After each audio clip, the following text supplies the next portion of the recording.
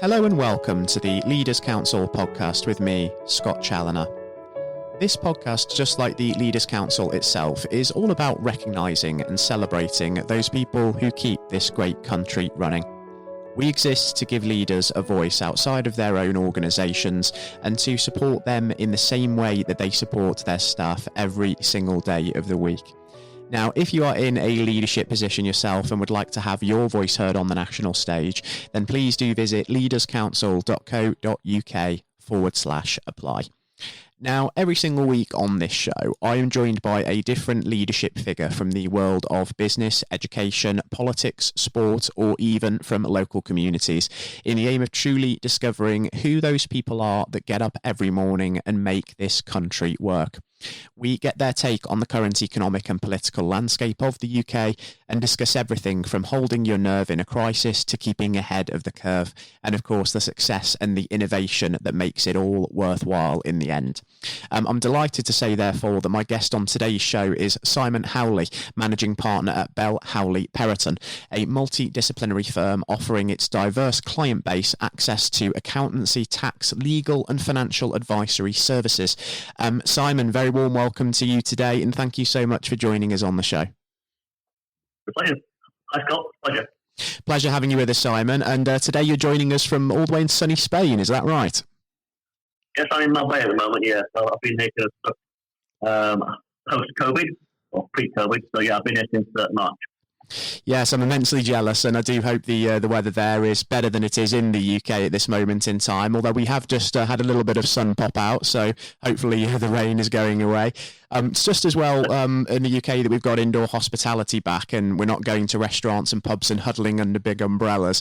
And even though in the UK we are slowly edging toward normality with that sort of July 19th Freedom Day in the offing, I feel it would be remiss of me not to reflect on the COVID-19 pandemic at large, because we've been living under social restrictions for so long now. How have you found it sort of managing through the pandemic period, and how has COVID indeed affected you and affected the business?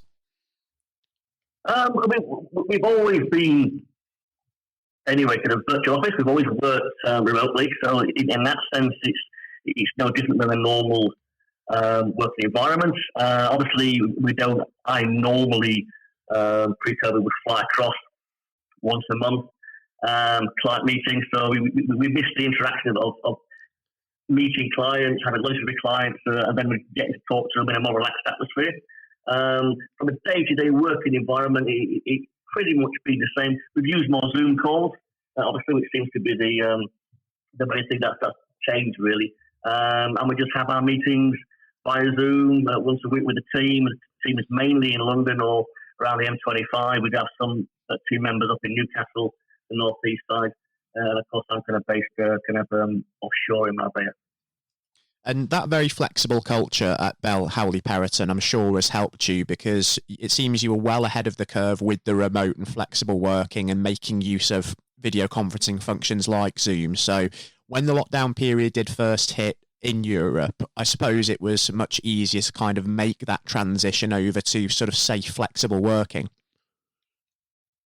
Yeah, it's been, obviously for everyone, it's been a very bizarre, 15 months is it, since March last year when lockdown kind of really kicked in. It was a lot stricter here in Spain initially, because of course you could only go out to the chemist, supermarket, and that was it. And that was for the first 40 odd days.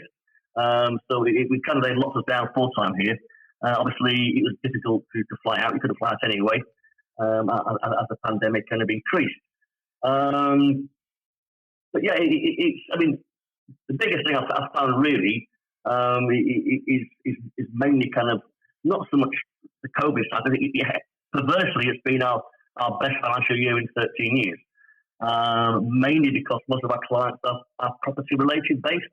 And obviously in any kind of recession based or kind of financial impact to the country, people tend to buy property. But also we found, certainly at the start of this year, a lot of people are moving out of London and buying larger properties.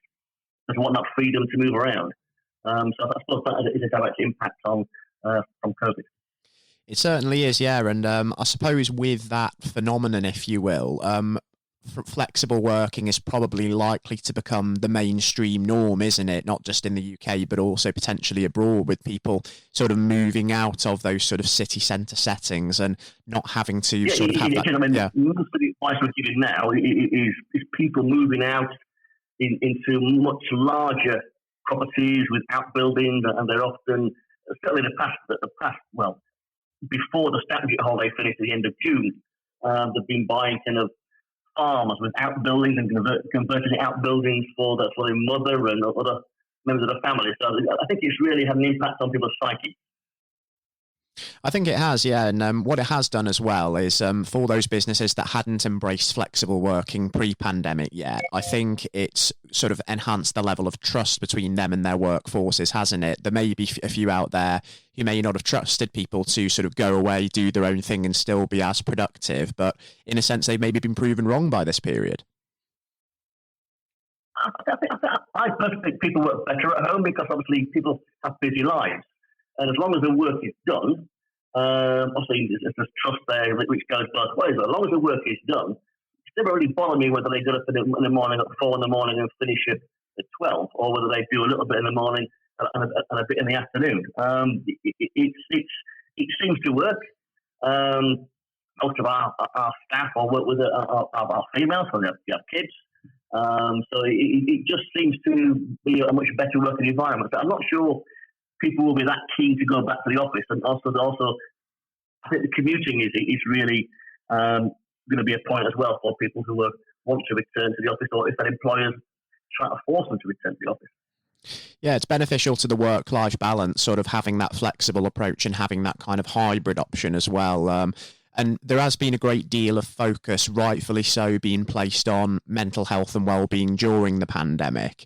And with that in mind, I appreciate, of course, that you were used to flexible working anyway, but were there any sort of mechanisms or procedures put in place either during the pandemic or beforehand to sort of help monitor that and make sure that everybody is working at home, but also in that right frame of mind?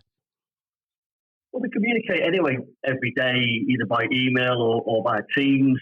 We have regular Zoom meetings by Teams or via Zoom. So we've not changed that much really from a day-to-day working environment.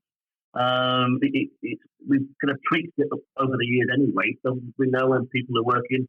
We don't have timesheets like most firms do in our profession, because you spend more time putting your time in. So especially it's getting the right team members around you, it's trusting them. But I think in these days with email, video conferencing, texting, WhatsApp, it's easy to find out what's going on.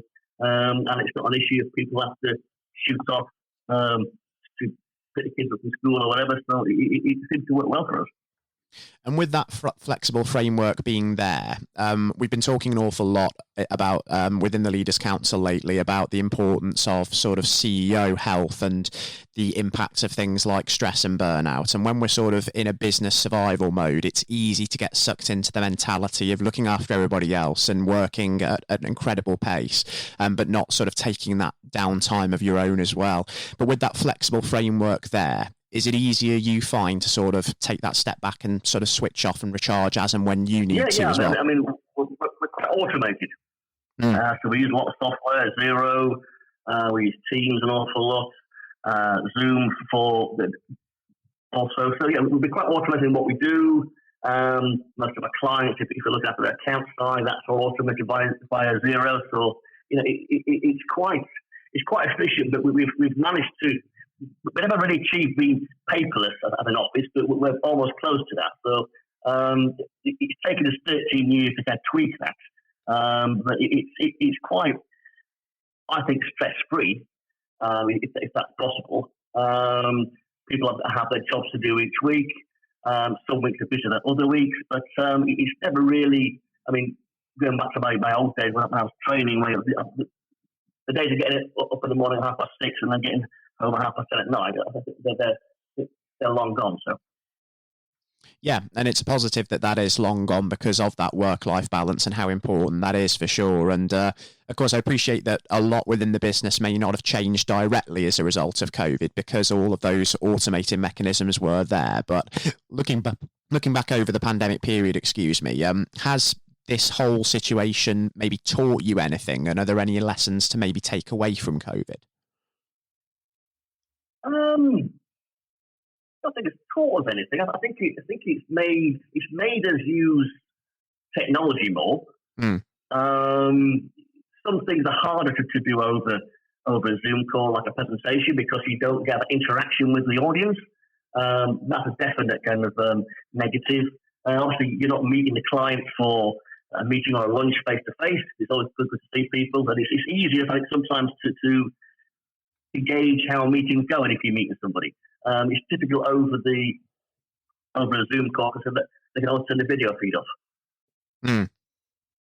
It is difficult, isn't it? And I think while there may always be room for those face-to-face meetings to happen, I think we do also have to take the time efficiency side of virtual meetings into account as well. It has made us a lot more time effective, embracing that a little bit more, but there's always going to be the place for the face-to-face interaction because one size doesn't fit all with the technological approach. I think that's very clear. Seeing somebody, face to face is much easier. It's like anything really. If you go into a restaurant or a bar, you're chatting to somebody, it's just easy. You can pick up on how they react and how the meeting's going. Virtually, you don't really get that. Obviously, it depends on your internet connection, but it's just easier. It's also more pleasant as well because you don't really clients you normally see once a month or once a quarter. I've not seen them for 15 months now. I've spoken to them, on the phone or via a Zoom call, but you don't really get that kind of interaction. Yeah, I certainly agree. And it is something that you've really got to sort of take into consideration in your business approach and kind of gauge what is the right kind of approach for you and your business exactly, just for those that are tuning in. And Simon, just for those sort of younger entrepreneurs and aspiring business leaders who may be looking to start out at this point in time, from your perspective, what advice would you have to give to someone like that to sort of get them on the road to success in their business journey? I think if I could do it all again, I'd probably focus a little bit more. You need to be quite resilient. So I think you'll have to, if you work in our profession anyway, accounts are legal, you're going to have to put in the hours. It's still part of the course. You have to put the compliance work in. You have to understand the basics of what you're trying to do.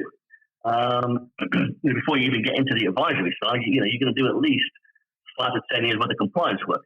And also, I think the key thing is it's not so much the length of time you kind of put into your profession. It's more the work that you do. So if you can get into an advisory role, it's a lot more interesting to sit there just doing a tax return or drafting a document for a loan agreement or some kind of share purchase. I've been quite lucky over the years. I've worked in law firms and accounting practices, and I've worked with some really good firms. Some firms are harder to work with, it's more competitive, but I think as you get older, it does do you a good service if you have worked in a pressurized environment without it being too overly bullying environment.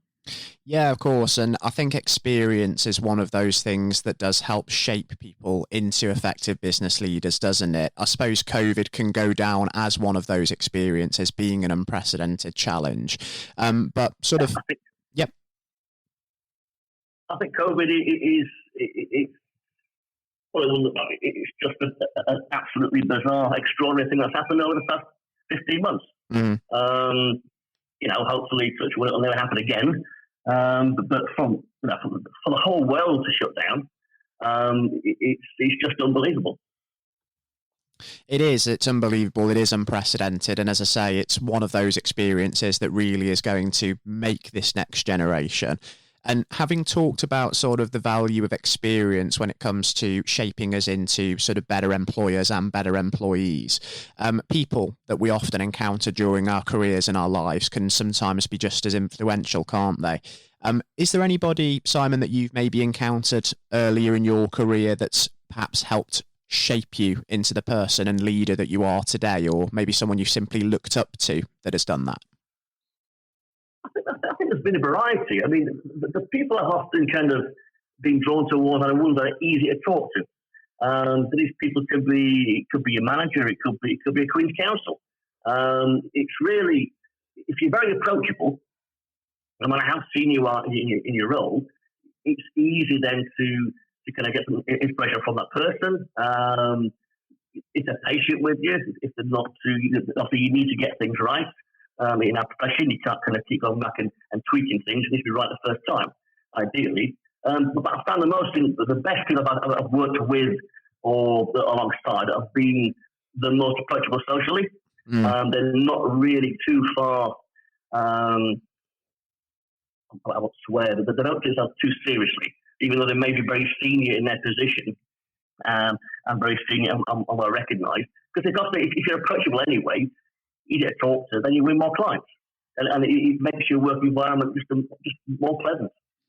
It does. It's instilling that sort of comfortable culture, isn't it? That culture of trust. And if you were to sort of describe maybe your own personal leadership style based on those principles, how would you sort of describe it? What kind of leader would you say that you are? I mean, people may laugh if they hear this, but I mean, I've certainly mellowed over the years. That's probably an age thing. I am quite manic, but I think in a positive way. The office tends to work better when I'm not in the office. So I have a habit of, with my OCD, of kind of micromanaging. So that's something I've learned to do, is to step back from things and trust people to do the actual work. And then it's much easier then to have a time to go out and just give the advice to clients, to go out and win new clients. I think the key thing I've learned over the years, the past 32 years, is to step back and not get involved in every single thing. And also, I think just be approachable. People don't make mistakes on purpose. It's either normally due to lack of training, lack of understanding. So as long as you put the time into the people, they're more confident and they'll do a better job. And that stepping back is so important, isn't it? Especially just for those younger viewers tuning in that may be of the entrepreneurial mindset. It's one of the hardest things to do when you've built up a business, to sort of let go and then move away into that more strategic side of the business, and letting go like that and trusting other people with the day-to-day running. It's one of the hardest things that you might have to do as a business leader, but also in the long run, it's one of the most beneficial. I think it's fundamental because you can't do everything on your own, and it's impossible. You've only got so many working hours in the day. So if you don't want to burn yourself out, or if you don't want to kind of your service levels to drop poorly for the client, you need to find the right people. You need to then trust those people. You need to put the time and effort into training them, but above all, trust them and step back from that and let them do their job. That's exactly right. And we've talked about that L word a lot on the podcast today. We talked about learning, haven't we, and how that sort of shapes us as leaders throughout our lives and careers. Do you think it's possible to actually learn and develop into a good business leader without maybe making one or two mistakes along the way? I think we all make mistakes. It's just part of life, But being a human being we are flawed. Which I think also makes it more interesting. But learning, for us anyway, you need to learn your technical stuff. You need to pass your examinations. Important. That's your bedrock. But then again, you need to then start to have a good idea of which area you want to focus in. If you look at a big firm, you can focus on just one particular area, like corporation tax or banking tax. I've always preferred personally to have a much more broader remit.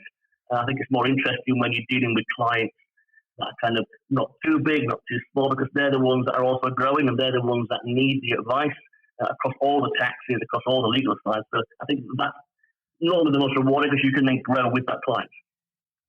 Yeah, absolutely. And if we think about sort of leadership sort of more broadly, did you ever imagine sort of in your younger days, Simon, that you would end up running your own business, or is this something that's kind of just come about on the off chance? It kind of fell about, but I started out in computing because my brother worked in computing. I had not a clue what I was going to do. No, and then I was chatting to the accountant for the firm. I was only, I think, 17, 18 at the time then. And he kind of offered me a job, but didn't offer me a job. Anyway, I resigned and turned up at his office on Monday morning saying, I've come to start work. Anyway, thankfully, he gave me a job. So I kind of fell into accountancy, and then I kind of went through and did all the kind of drudgery work you do, and then I kind of went more into tax, passed some exams along the way, and then I set up my first firm in 1995. So I moved to London, of course, and I set up Bell Howley, as it was then, now Bell Howley Perrotton, in 2008. But it's changed. It's changed over the years. You know, it started out with a quite traditional firm, but over the past, I'd say, 5 years, it's more advisory, more specialised as we kind of got more well known, joined more committees, and also we get more referrals from UK and overseas now as well. It just goes to show that story, and it's one of the reasons why I asked the question, that people aren't always born into sort of good leadership, as it were. I mean, you have to sort of pick up those qualities, you have to network, and learning from other people who are established in business, working on committees and in networking groups. Again, as a young aspiring business person, they're some of the best things that you can do, can't they? Recognizing that you're not alone in the business world and you can look to others for advice. I always work on a premise that if you're networking anyway, if you wouldn't talk to them in a pub, don't talk to them at all, and don't work for clients that you don't like. It's just pointless. Yeah, like I say, I think for anybody, it's incredibly basic but very, very sound advice. It's hugely important to consider. I mean, and it really helps sort of translate business into something that's easily digestible, and that's something that we really, really like to do here at the Leaders Council. And talking about business, I do want to sort of talk about the future as well, just before we do wrap up, Simon, because I'm conscious that we're starting to run short of time today. We know that in the UK, social restrictions are going to be going in England soon. That's not the case for the wider world, of course. The pandemic is still far from over, but as we embrace the challenges of the next few months, what are the challenges going to be on the horizon for Bell Howley Perrotton? What are your priorities, and where are you hoping to be by this time next year, do you feel? I think the priorities is we're kind of at the moment bringing in new software, which is going to make it even more efficient. We do invest a lot in our software, a lot of our research tools. So, you know, we get all the latest information, all the updates in tax cases. We can easily get to the things we need to see to advise our clients. So we do invest a lot of our time in new software. I think next 2-3 years we'll be doing pretty much what we've been doing for the past 12 years. We'll just keep tweaking things. We'll expand. We're not going to get too big. We would like it to be quite a close team. We like it where it's always going to be partner driven, so you're not going to be come on board as a client and then get fobbed off onto a manager and never see us again. So it's always going to be have that kind of boutique kind of feel, but that's what we really want, really. And we just keep giving the same as we do now across all the tax and legal side. And we're getting quite a good reputation now in certain taxes. So I think we'll just carry on as we currently are. Yeah, I think that personal approach certainly serves business so well. And I think given everything that's gone on in the last year, services like yours are going to be so important and continue to be over the course of the next few months and years. And as we start to sort of understand more about what direction the pandemic is going to go in and what it's going to mean for your industry, I'd love, Simon, to welcome you back onto the podcast with us and just reassess the ongoing situation, because there are a great many variables in this still, and it would be good to just see how things have changed that little bit later on down the line, I feel. Yeah, that's fine. Yeah, that'd be good. I thoroughly enjoyed that, Simon. I've really relished having you on the programme with us today. It's been a real eye-opening experience for me, just learning a little bit more about your business and your journey to get to where you are now, and I'm sure the listeners share that sentiment. And just before we do depart, please do take care and stay safe with everything still going on as well, because we're not out of the woods yet, but fingers crossed that better days are ahead of us. Okay, so thank you. It was a pleasure to welcome Simon Howley, Managing Partner at Bell Howley Perrotton, onto today's show, and I do hope you all thoroughly enjoyed the interview. Until next time, now that indoor hospitality has returned, I'll be heading back to my usual spot in the Westminster Arms to raise a glass to outstanding leadership, and hopefully over the coming weeks, we'll continue to take further stride toward normal life. Remember, please do continue to look after yourselves and be considerate of others, because it does make such a key difference in preserving lives. We are almost there now. Please take care and goodbye.